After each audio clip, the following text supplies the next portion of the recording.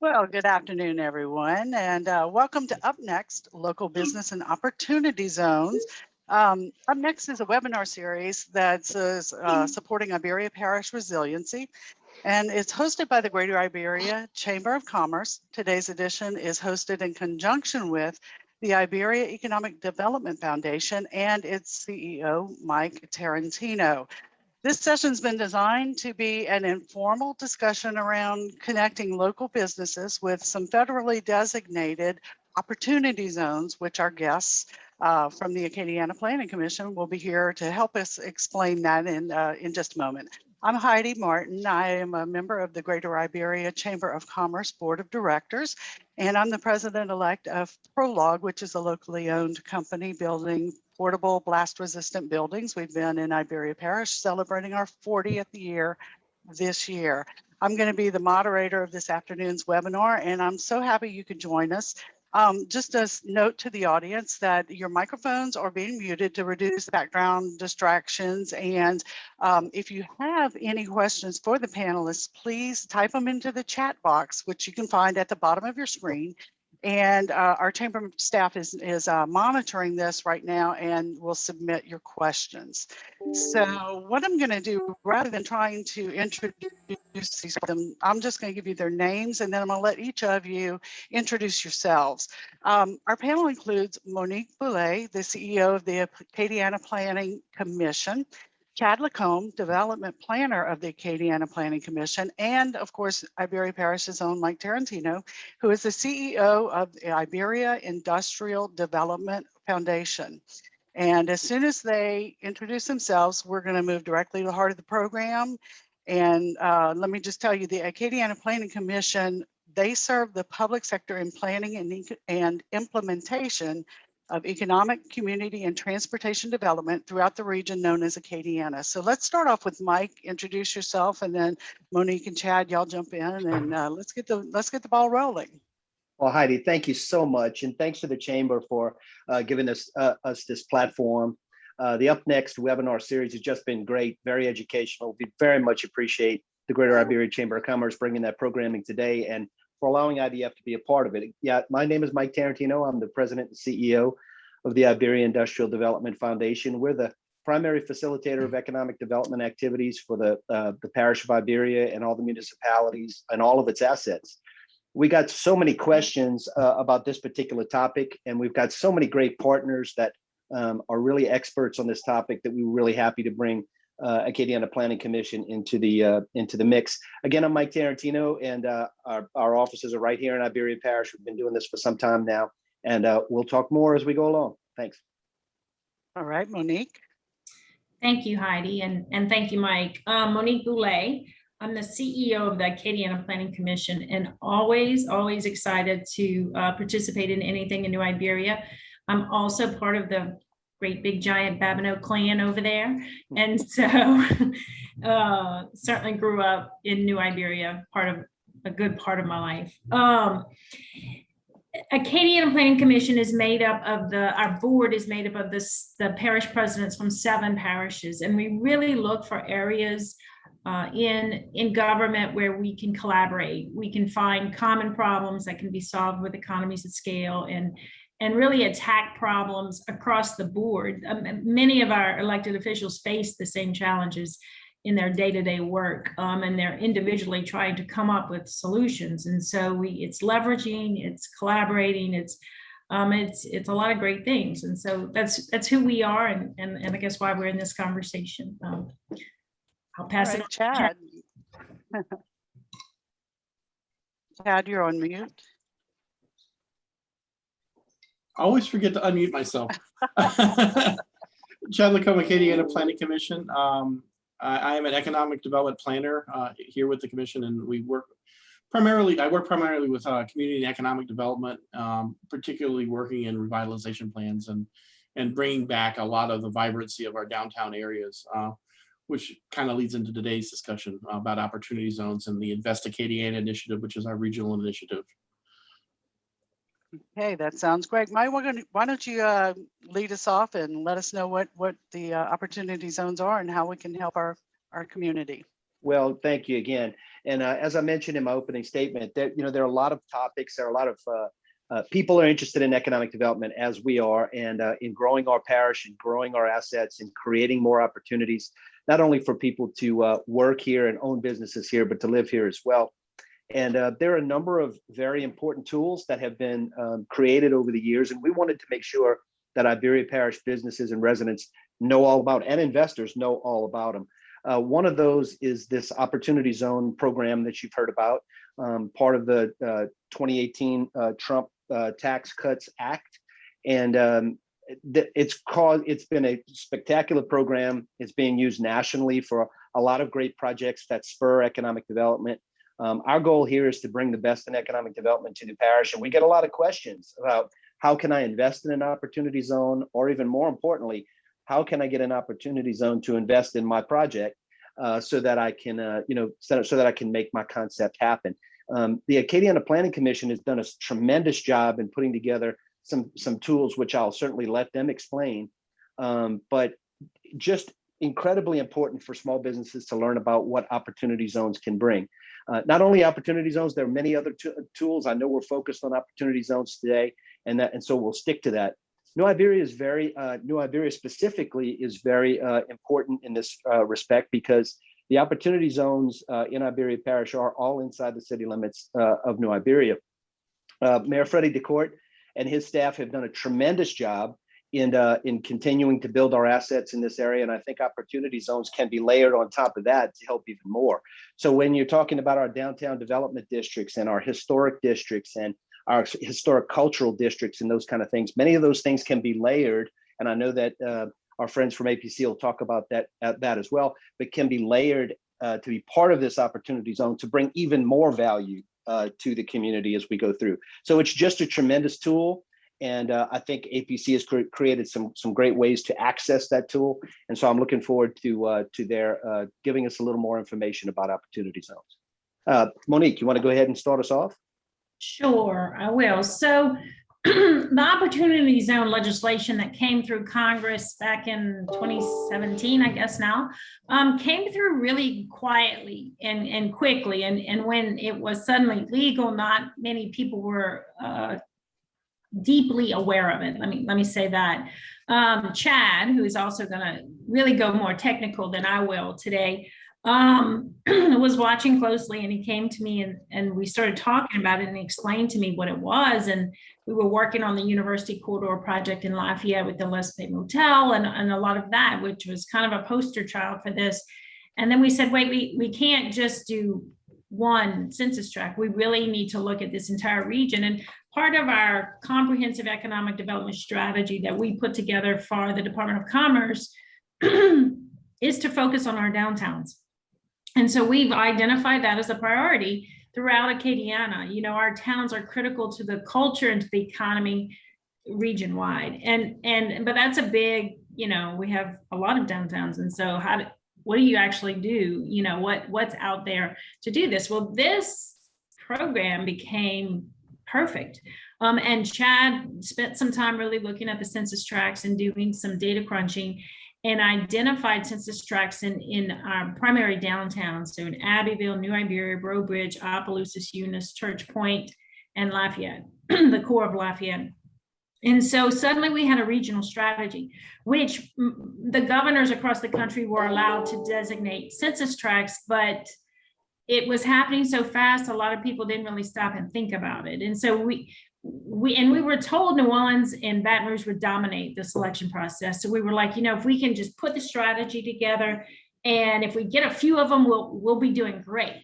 Well, the governor gave us the whole strategy. Like everything we put forward got approved, which was like, bingo. So very quickly partnered with One Acadiana. You may be more familiar with them than with us, because they typically work with the business side, the business sector, the private sector. We work with the government sector, but we partner often when we need to. And so we put our brains together really quickly, and they had a graphic artist on staff and put together a regional prospectus.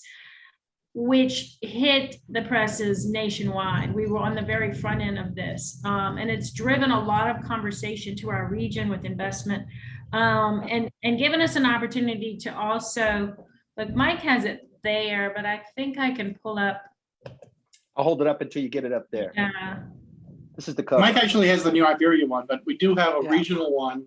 And part of the strategy was to develop a regional one and then eventually work with each community to develop out one for each community with a similar branding and flow so that they could all kind of nest in together as a comprehensive package.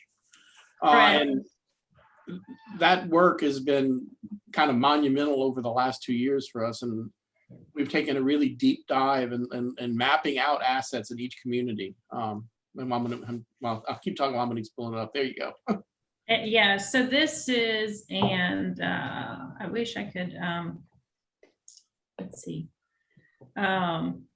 It's a nice sized document. Well, so we were able to go back. Oh, it's not the whole document, Chad. It's just the front end. I have it from our website. I have the full one. This is the stuff that was part of the original Invest Acadiana section for New Iberia. Right. So it also allowed us to then overlay other initiatives. And one of our big initiatives, which you guys should be familiar with by now, is broadband. And really focusing on how do we look at high-speed broadband in our opportunity zones, in our downtowns. And New Iberia was our first big announcement. And I don't know how much detail you want to go into that today, but we will be bringing fiber to the home into downtown New Iberia, which is very exciting.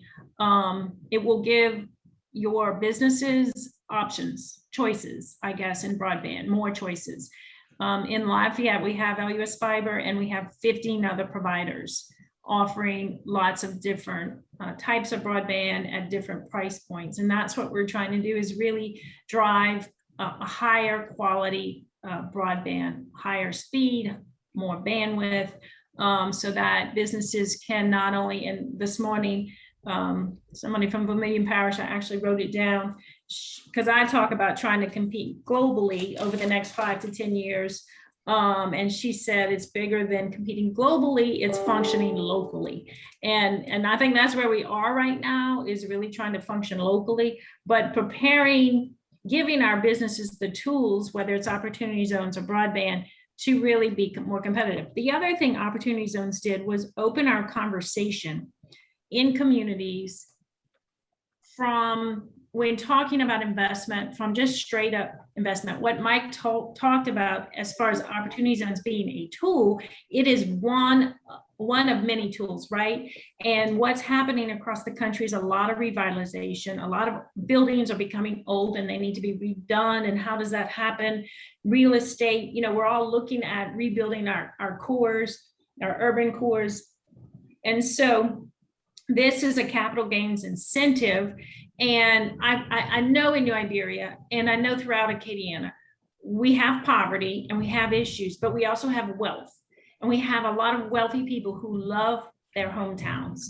I know people have moved away, and every time you get together with them, they say, oh, one day I might move back to Opelousas, or one day, they talk, there's this yearning, right, to be in our towns and to love. I mean, the people in New Iberia love New Iberia, right?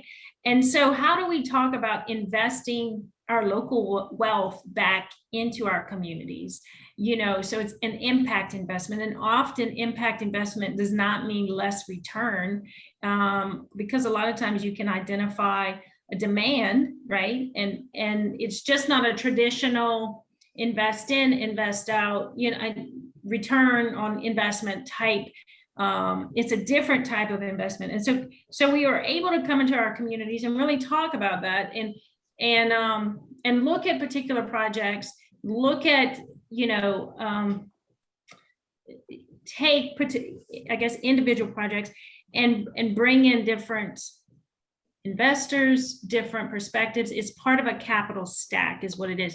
We've also, interestingly, had a lot of developers and architects out of New Orleans come and knock on our door and say, we want to look at Acadiana. The permitting environment in New Orleans has gotten really complex.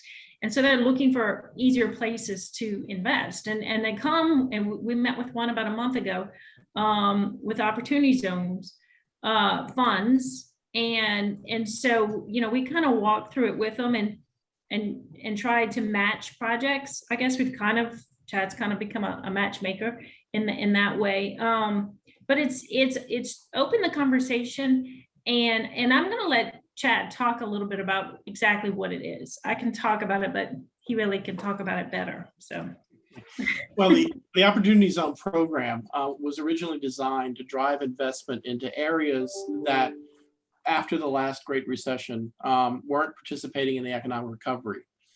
So it's really trying to get private equity investment into census tracts, which were the level of designation for opportunity zones, in areas that were really not participating in the economy and where investment wouldn't have naturally flowed automatically. You may have had great projects there, but money just wasn't going in that direction. What it does is create a tax incentive for the equity investor that allows them to take part of their capital gains, invest it in a qualified project in a qualified zone, and defer their capital gains for a period of time, while also taking on the front end a step up in basis. But the big carrot was that if they did that investment and kept that investment in that project for a period of at least 10 years, any new capital gains that they will realize as part of that project is exempt from a taxation. That's a huge carrot.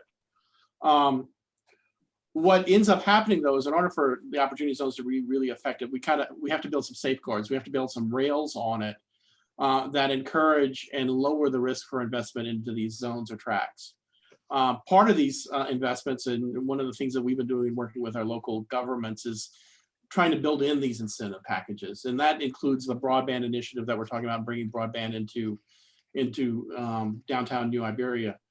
But that also includes making sure the zones are part of a historic district so that they can get historic preservation tax credits on the federal level, or in a state cultural district so they can tap into the state historic preservation tax credits.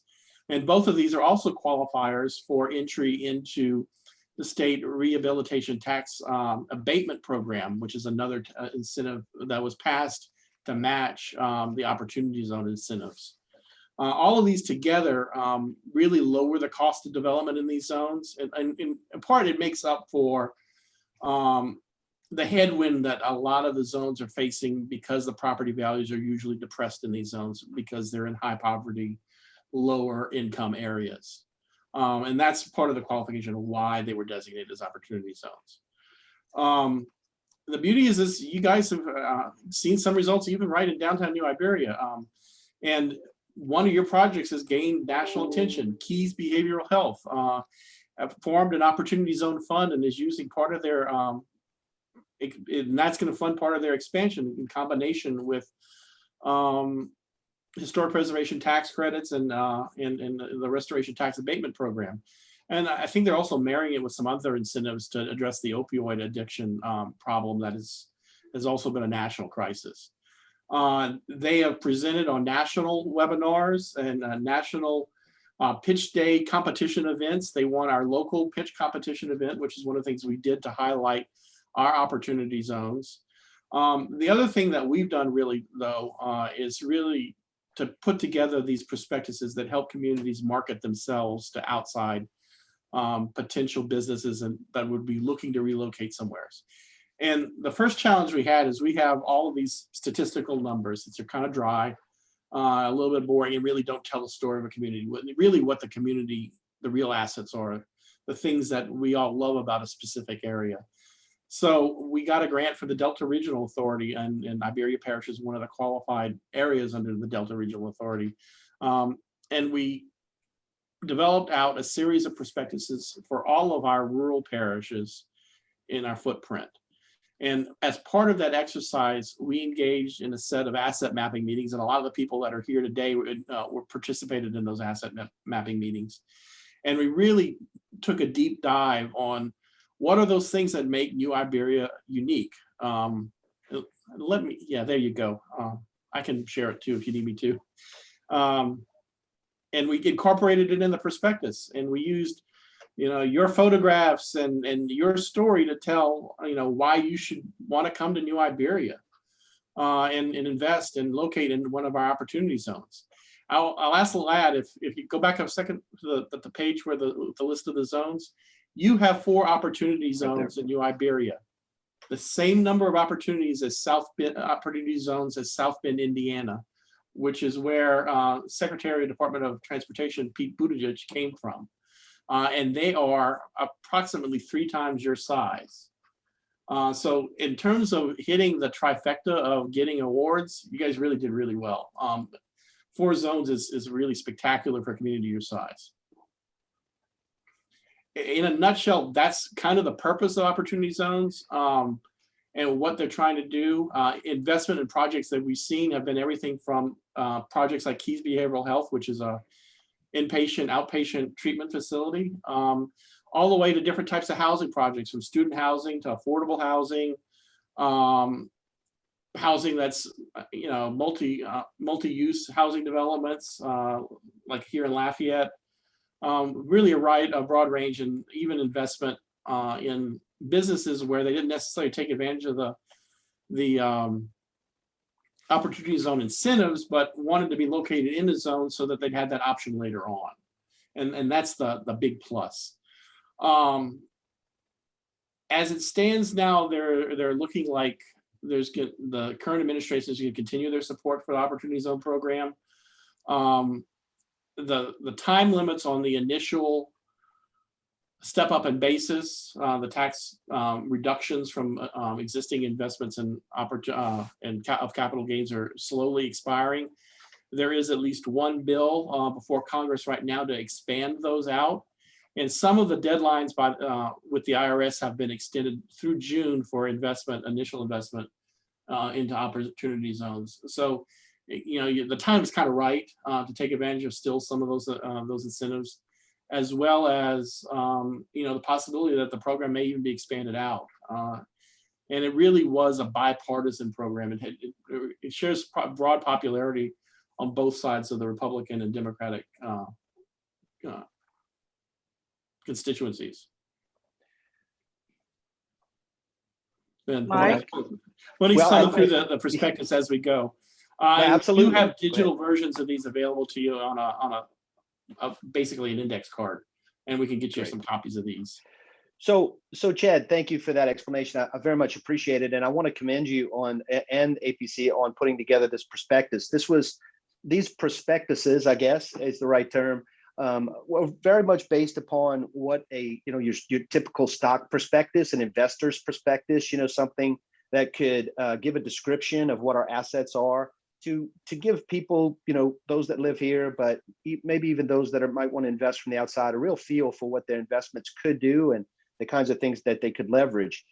I really want to get into the nuts and bolts, though, and we will in just a second. But before we get into it, I want to echo what Chad said before about our opportunity zones here. We've got some really good assets. I appreciated that red map earlier about where the census tracts are that we use. It's really the center of the community here in New Iberia, and so I think that there's a lot of great opportunities where we can layer these things together. Monique, earlier on, I know that you mentioned the governmental bodies, all of the parish presidents, and Iberia Parish President Larry Richard is your chair this year, and so he has a real good understanding too of exactly how those things can leverage each other too, and so we're so happy to see that. But here's the questions that I had. Chad, you mentioned before about qualifying projects, about how Keys was able to put forward what you called a qualifying project. Can you maybe tell? I got a follow-up question, but could you tell the folks today what a qualifying project might be? Okay, a qualified project is either one that is located completely within an opportunity zone, and that means that 75% of their business assets are within that zone, or the majority of their business is conducted within that zone. So it could be anything from a social service to a tourism-related business to anything. It literally above, right? could be anything. Anything you can imagine, as long as it is within and satisfies that test of located within the zone. Okay. You also mentioned that Keys set up an opportunity zone fund. Right. So tell us what an opportunity zone fund is. The Opportunity Zone Fund is the investment vehicle by which investments are made into particular projects. When we talk about a investment in a project, what happens is the person with the capital gains puts their money into a fund, and then the fund becomes an equity partner with the business in that particular business. Now, what usually happens is through some sort of partnership agreement, there is a stepped out after a certain period of time, usually it's the 10-year time frame, where that investment partner is eventually bought out, but it doesn't have to be that way. It depends on what you want to put in your partnership agreement. Yeah, I would say this to kind of clarify, it is basically a tax deduction, Chad. It's like, so there's not a lot of paperwork. You have to certify as an opportunity zone. And then when you file your taxes, if your money has been invested properly, you put it in your tax return. It's right. It's not a big, large program. It's a tax incentive is what it is. And which really confuses people because it seems like a big giant program, and it's really not. It's an incentive. You take those capital gains and you reinvest them. And you have to think about it. If you're going to reinvest in something for 10 years, it has to be well thought through, right? Everybody in business knows that a 10-year window is that's a long haul. And so the easiest things that have kind of come, we're working on a project with LSUE for student housing. Student housing is a big opportunity zone type investment. Hotels usually have, because of the revenue source that you can do, but it doesn't have to be real estate. It can also be a business. And so it's fair. And I'll say this also, I don't know that our tax lawyers and CPAs I know they don't have a whole lot of experience with it because it's a new program, right? And so, but there are people out there you can talk to, because you don't want to do this without really having good, strong legal advice and understand it. But it is not as complicated as you would think it would be. So just to, my comments are coming from questions that I've gotten over time. I'm just kind of rehashing a few of the common questions that we have. So basically, if I have a business or I have a concept and I'm seeking investment from those folks that, from the Opportunity Zone investors, these would be folks that I would go out and talk to personally. I'm asking, this is in the form of a question. I would seek investors personally, and they would invest in me using their Opportunity Zone tax credit that you talked about before. Right. So I see in the perspective that you talk about community development, financial institutions and banks and things like that. Can business concepts seek funding from banks and other CDFIs and still use that Opportunity Zone credit? You can literally combine this with conventional bank financing. And what oftentimes happens is you have a project and the bank will only loan you a certain portion of it. Well, then you could go to an outside investor through the Opportunity Zone funds, and it could be a local person, a one-to-one type relationship, or you could go to one of these national Opportunity Zone funds and use that to fill part of your gap over the whole project cost to make your whole project whole. Right. And so when you talk, okay, go ahead. I'm sorry. Some projects have funding, right? You might have a fully funded project, but maybe they could scale up.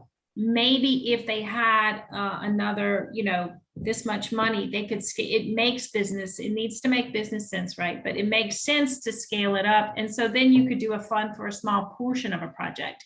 You can go and seek out an investor, or there are national funds. There are national funds. They typically have, pretty thin perimeter, or not thin, but firm perimeters that they're looking to invest in. Like there was a apartment complex bought right next to UL by a group that invests in student housing. So that's all they do is student housing. Right. They're looking for that across all the opportunity zones across the country. They're trying to pick those off. So whether it's individual investment or there are these groups of national investors that have pooled their dollars together in Opportunity Zone funds that then can invest in certain projects. Is there a directory or is there a listing of certified national funds? Yes, and Opportunity Zone database, if you Google that website has a list of all of the funds, the national funds, the big ones. The local ones, it's kind of hit or miss. Those usually don't self-register. It's a self-reporting system. Now, Opportunity B is cataloged almost 500 different funds that are in search of investment money and projects. And we do frequently get calls from funds that are have to make an investment within a certain time period because of the timelines of how the capital gains is reported. And they're looking to park it in a project that's shovel ready. If they have a shovel ready project, we can usually find some money that's in search of a project and play matchmaker. That's a timeline that moves around, and we may not always have one that's quite ready for the investment. What we certainly do, and what we were trying to do, is create a catalog of those potential projects. And if anybody knows of them, please let us know. And whenever somebody comes in search, we can play matchmaker. And that's one of the other roles that we've been doing. Right. And I would say this, if you as an individual have capital gains or you have an investment that you're willing to divest, and this came about, I should have said in the beginning, back 2017, 18, the stock market was very heavy. It's a very different environment today, but there were a lot of people parked in the stock market not wanting to sell because of capital gains tax. And so the whole purpose was, how do we move I think it was somewhere estimated $5 to $7 trillion was sitting on the sideline of the economy. So Congress was trying to incentivize that money back into the economy and then into areas that needed investment.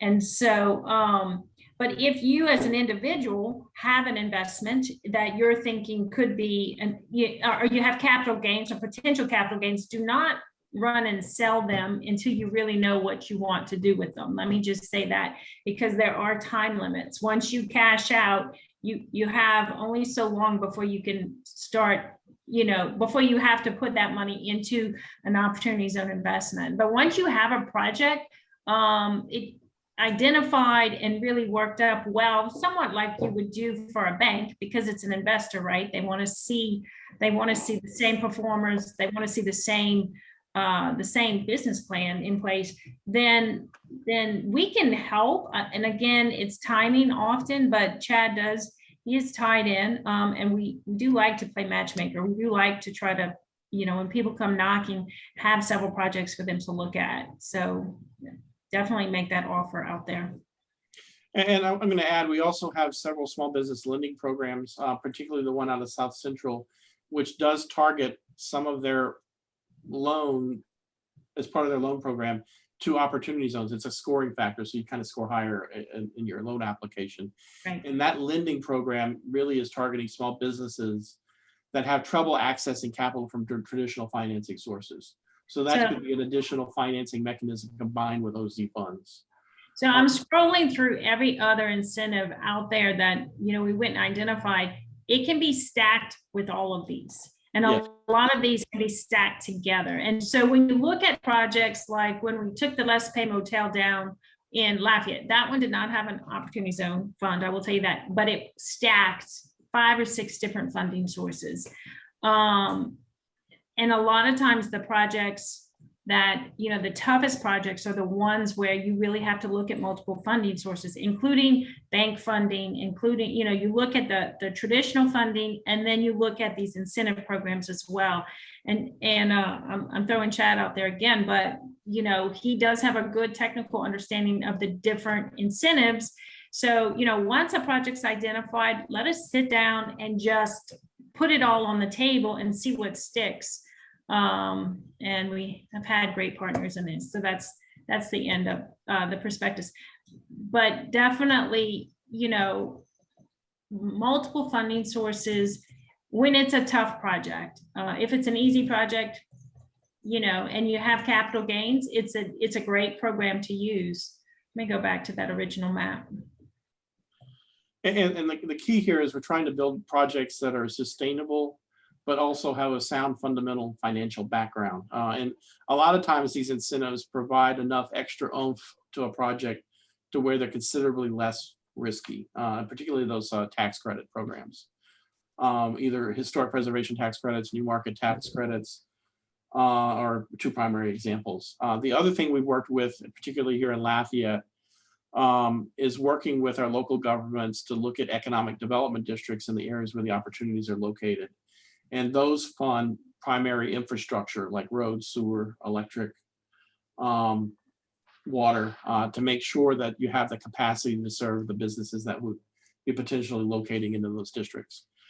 Building out and having a plan to pull all of those resources together makes the area more attractive for external investment. Well, even internal investment within the parish. So we've talked quite a bit about, and we'll continue to do that. And I certainly am interested in the Q&A that we'll have later on. But there's one other aspect I wanted to cover just before we do that. So we talked a bit about how business concepts can potentially access some of those opportunity zone funds. Then we talked about how investors are gathering together and pooling their resources together to invest in certain things. So the question begs, how if we wanted to start a local opportunity zone fund where investors could group their resources together to focus on certain projects, what's that take? What kind of qualifications? What kind of applications? What do you have to do to be an official fund? Well, number one, you need to work with an attorney with some experience setting up business entities, an accounting firm that is familiar with all of the different tax programs and incentives. And really, the third partner, if you're going to be soliciting investment, is somebody who's familiar with the reporting requirements with the SEC for investments. Now, you could avoid a lot of the SEC requirements if you keep it small and local, but that's where you have to work with the attorney who has a lot of experience with investment type entities. It's a simple business entity. The fund is a self-reporting fund, so you basically set up a business entity and they declare themselves an opportunity zone fund to the IRS, and you're kind of good to go after that. A natural fit a lot of times is with a local foundation who already has or manages those types of asset portfolios, or it could be somebody who normally manages and is familiar with the reporting requirements for asset management. It really doesn't have to be very complicated, but it can be as complicated as you need it to be on the other side. One example, which was really unique, we found throughout the country, it opened a lot of eyes, was Lafayette General put together a fund. That's the one I was referring to. Right.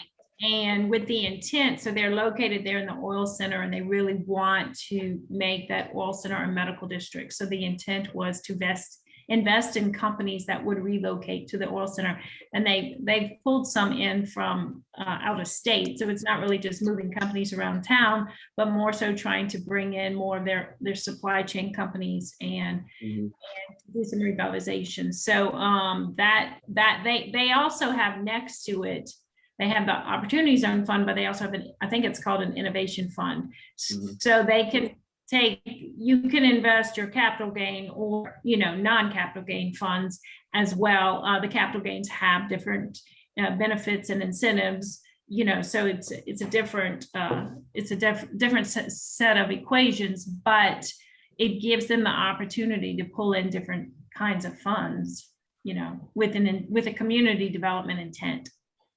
And another example is right there in New Iberia, Keys Behavioral Health. They use Novogradac as their accounting firm, which is a major national accounting firm, to help them manage their fund. And they used a law firm out of New Orleans, Coates Rose. Megan Reese, who we worked with, is their principal to do the business entity and structural filings. So we have some local expertise combined with national. Another potential resource is a group out of Dallas called OZ Pros, and they sort of have canned, for lack of a better word, policies and procedures for opportunity zones, and also canned documents for those organizational structures. And they're also consult on them. And we were talking about Lafayette General. I know that Lafayette General is in a low-income census tract there in Lafayette Parish, and so it just made sense for that fund to come together to be able to invest in that particular census tract that was in that particular community. So just another way of layering some things. So good stuff. Absolutely. Yeah. So there's a lot of ways to literally skin this cat and still have a valid a program and a valid OZ. We would love to see our local communities each with opportunity zones do their funds, because that's one way of keeping your investment at home and investing back into your community. And that's the real power. I mean, who's more interested in New Iberia than people who live there and the businesses that are there?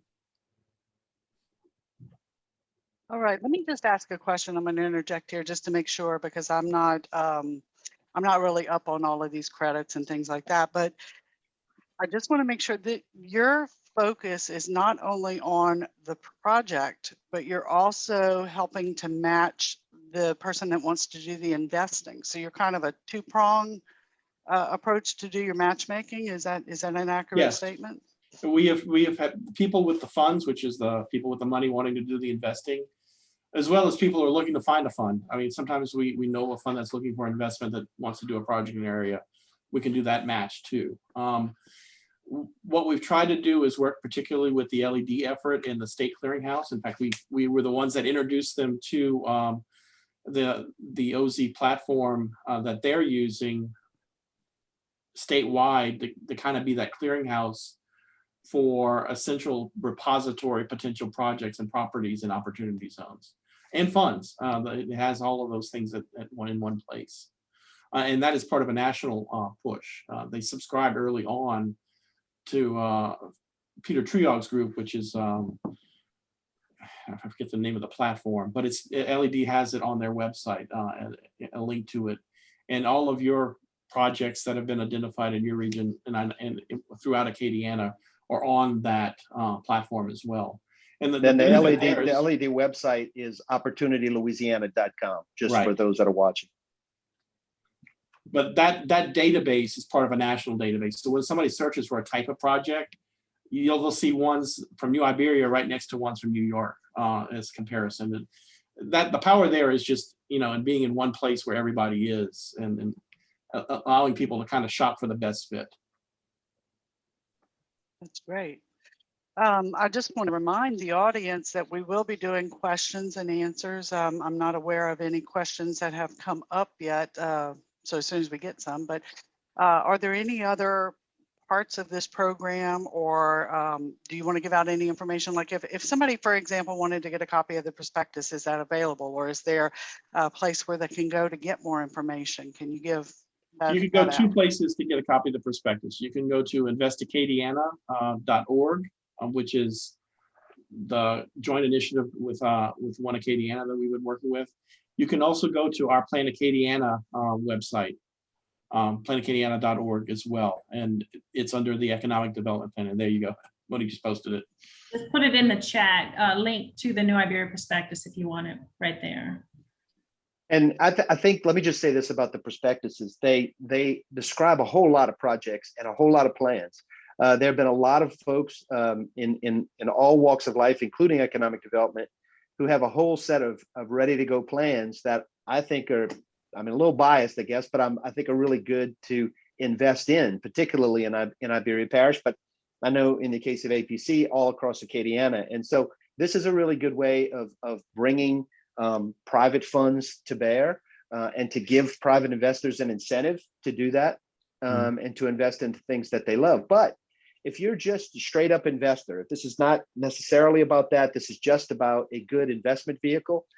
There are funds that, as Chad mentioned before, that you can invest in that do projects nationally and do projects all over. So if you're, from strictly an investment perspective, there are many ways that investors here can invest in projects elsewhere. We of course hope and we encourage folks to invest here right at home, right here locally, and to bring those dollars to bear. You get the same type of incentive and help us grow together. But it's just a really, when it's come out, since it's come out, it's just been a really unique, I don't want to say once in a lifetime, because I certainly hope it gets extended, but it's been a very unique way of bringing capital gains dollars to the table in a very unique way. And so, and layered on top of that, we've got a great Invest Acadiana document put together by the folks at the Acadiana Planning Commission that's been recognized nationally as a good document. And so we appreciate their work as well. And it's a living document. We we're doing an update right now to include the broadband information as an example. But as we get more projects that come forward, we'll include those in the prospectus as well. We have continuing funding from the Delta Regional Authority. So our phase 2 of this project is actually to work with our entities and do a deep dive on an economic analysis and develop out a targeted industry strategy that will be included to attract specific types of businesses into that work well or good complements into these opportunity zones. Chad, I have a quick question for you, and I actually don't know the answer on this one. There are a lot of private projects and a lot of projects that we're talking about in various communities. But when we talk about public projects, can some of these funds invest in public projects? It's a complex answer, yes. It just depends on how you structure it. The devil's in the details, of course. There are opportunities for public-private partnerships, but you have to set up the right entities, the right flow-through entities, to where both parties can participate and not run afoul of any of the tax code or laws. So here's a quick example of why that came to mind. We talk about our airport, Acadiana Regional Airport, wonderful place, got a lot of great assets. I know it's outside the city limits, right? So it may not fit here.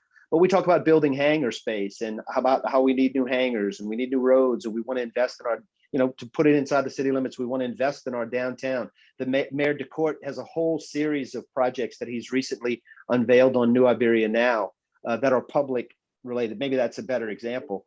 Can these opportunity zones be used to help fund some of those projects? The short answer is yes, technically. Again, it's going to be the devil in the details on how you structure it. And that's where you're going to have to work closely with your city attorney and somebody with some background experience with opportunity zones. Ultimately, the investor is going to want to see some return on his investment. So over that 10-year period, you're going to have to figure out how you buy him out and he gets a return for what he's investing in. So there's an income generation component here as well as a profitability component. Okay. And that's, again, the devil, it's how you structure it. It's going to be how ultimately successful those types of projects could be used and those funds could be used. But cities have used opportunity zone investments to build stadiums, soccer stadium, baseball stadiums, recreational facilities. Those are all things that generate income and could potentially benefit from having a private sector partner. So you got to kind of take a look at it from that angle, because at the end of the day, from the tax credit, from the investor's standpoint, they're looking for some return on their investment. I do have a question that's come up. Tony's asking, what about using this for historic buildings that have been abandoned? Apparently, he is a disability advocate for Louisiana and saw that some state jobs were being listed. He wants to know, how can we work with this in Iberia Parish, and how can they fund and benefit from that kind of thing? Well, if you have an abandoned building, and it's in an opportunity zone, number one, you're going to qualify for the restoration tax abatement program. And what that does is any improvements in value of the property over what you've acquired it for, you have a property tax abatement for a period of up to 10 years, which is huge. I mean, it saves you on your operating cost over the period when the tax abatement is in effect. If it's located in a federal historic district that's a contributing structure, you can tap into the federal historic preservation tax credits. That'll give you 20% of your qualified rehabilitation costs. And when I say qualified, that means it's qualified to the rehab of the building to the Department of Interior standards. That tax credit can be applied over a period of years. If it is in a state cultural district, you can qualify for the 25% state cultural district historic preservation tax credits, state historic preservation tax credits. Now, unlike the federal historic preservation tax credits, those can be sold to a third party, which can generate revenue or money that can be used to be put into the rehabilitation of the structure. So if you can tap into those two programs, that's 45% of your qualified costs on the rehab of that building already up front. And that's equity in the building and the remodeling that can support part of a conventional mortgage and make it attractive for some external investment from an opportunity zone fund. So you have to piece all of those little parts together to build a project. But yes, you certainly could do something with a dilapidated building that is particularly of some historic significance, Great. like a lot of our older downtowns have. What about, can you tell us some of the things that we're currently doing in Iberia Parish with regard to the opportunity zones, like some of the projects that you could talk about? Well, the biggest project is Keys. That's an $18 million project right by itself. And in the process of them developing their project, through their expansion and going into a long-term inpatient and then transitionary care facility, they're providing a needed asset. Somebody who's going to take care of addictions and addictive behaviors through treatment, particularly opioid addiction. But they're also creating a significant number of jobs. I think from a construction standpoint, over the period of the time when they're rehabbing the buildings and doing their build out, you're looking at about 100 construction jobs, but they're going to be adding an additional 20 full-time jobs to take care of the patients that are in their facility. So you've got kind of the double whammy on that one, and in terms of a project that actually serves a public service, but also is providing job creation. Another example we had and we would talk to was the Bates Motel folks who are looking to do a short-term stay, sort of small boutique hotel type setup. Again, that's going to be creating jobs. It's a smaller scale investment than the Keys Behavioral Health, but it's still contributing to the revitalization of buildings that were formerly blighted and needed rehab. Well, I'm sorry, go ahead. No, I was going to say if I have one of those buildings, or if I have a project that I wanted to do, would it be possible for me to invest in my own opportunity zone project? Absolutely, depending on how you structure it. Again, I'm going to go back to that. Work with your tax guy and work with your attorneys to set up the best vehicle to do that. But you can certainly take your own capital gains, go out and find one of those buildings that you want to rehab it, buy it, rehab it, and fold in all of these different incentives and programs and do it yourself. It doesn't. Chad, go ahead, Chad. Mike. I think you're making a really good point there. And I just sorry to interrupt there for just a second, but I think in all of these situations, it's very important that we remind folks that we're here to bring that kind of information to the table. But everyone should check with their tax professional and their legal professional before investing in any way. That can't be said enough. Everyone has their own individual situation. Right. And we want to make sure that we encourage folks to seek their own personal professional assistance with this stuff. But go ahead, Chad. Yeah, well, and there's no standard formula. And again, I like how that again. Every project is unique. Every person's situation is unique. But the projects can be as simple as one investor, one project, one building, and you just set up your structures accordingly. And that's the key here. It can be as simple, or it can be very simple, or it can be very complex, depending on what you're trying to do. Well, I tell you what, we are coming up on about 5 minutes or so left. So let's give, first of all, some opportunity for some final comments, final words. Mike? Well, Heidi, thanks again. And thanks to the Greater Iberia Chamber of Commerce for this opportunity. The Up Next series of webinars have been so informative, and we're certainly always grateful for the partnership with the Chamber, as we are with the Acadiana Planning Commission, to bring Iberia Parish the best in economic development information. We encourage folks to invest in their own community. There are a lot of folks that are anxiously seeking funds to get some really good projects done here, and we encourage folks to engage.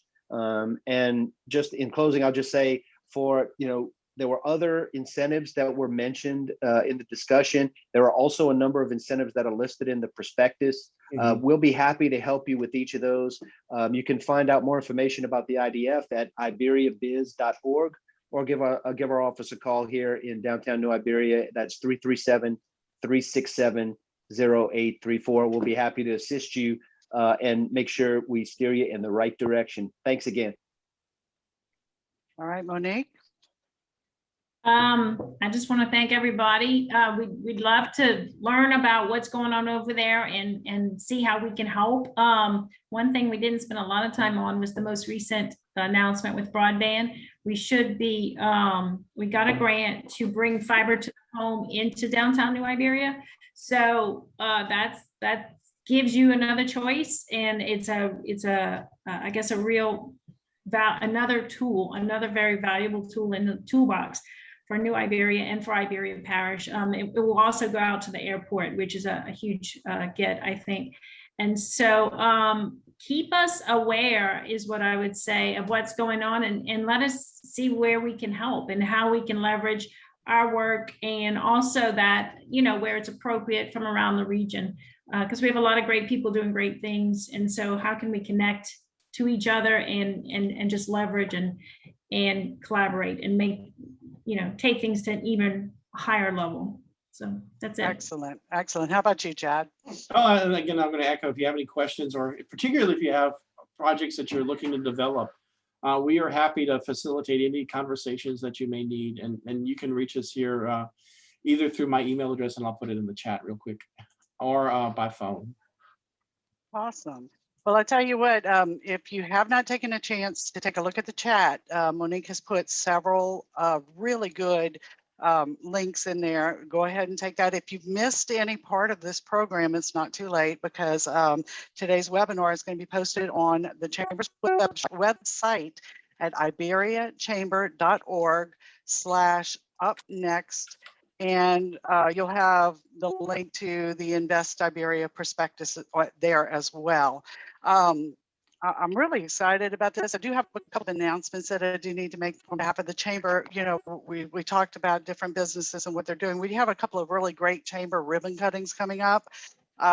They're being held in person, and they're also being held on Facebook Live. So if you can't do one, you can do the other.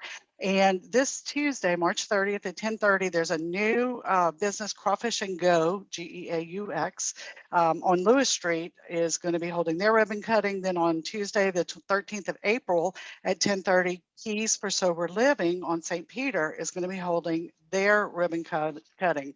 Want to also remind you, listen to Positively Iberia every Thursday. It's during the 10 a.m. hour on Tesh Matters, KANE Radio 107.5 FM and 240 AM. And also watch the Greater Iberia Chamber of Commerce's newsletter. We've got lots of small business training dates and information and time offerings and stuff that are being published in our newsletter. You really need to pay attention to that. That's one of the great benefits of being a chamber member, is that we pass out all of these different ideas and do things like this presentation. Don't worry, this year's gumbo cook-off, Great American Worldwide Gumbo Cook-Off. I know I'm blanking out right now. World Championship Gumbo Cook-Off. It's going to be held live this year. And we're determined it is going to be held live this year. So please Awesome. make sure that you're going to be there. Just one more reminder, March 31st is the deadline for the Louisiana Economic Development CEO Roundtables 2021. I am a graduate of that program. It is an excellent program. If you're a CEO, upper level management decision maker, you can apply for this, and you get peer-to-peer advice and training and all kinds of things. It's a great program. I want to say thank you, you guys, our panel. Thank you for being with us this afternoon. Thank you for your work on behalf of our core Acadiana region. And thank you to everybody who attended today. If you're not already a chamber member, like I said, consider joining, because we're an active organization. We have outstanding business leaders, and we are dedicated to building a remarkable community with a thriving economy, and we'd love to have you with us. If anyone has suggestions for a future Up Next webinar topics, give us a call at the Chamber. We'll be happy to take them down and put them together. Appreciate it. Thank you guys so much. Thank you. Thanks, guys.